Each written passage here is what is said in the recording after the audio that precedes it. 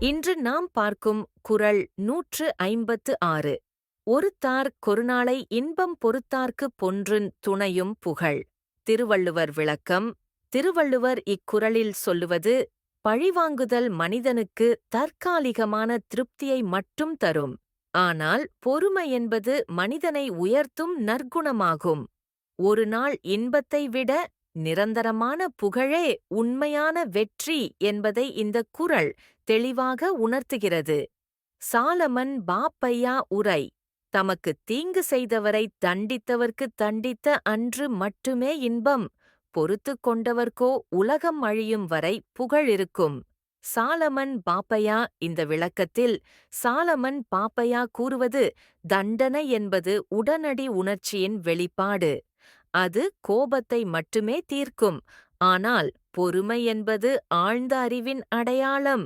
பொறுத்துக் கொள்வது பலவீனம் அல்ல, அது தலைமுறைகள் பேசும் அளவிற்கு மனிதனை உயர்த்தும் பேராற்றல் கொண்டது.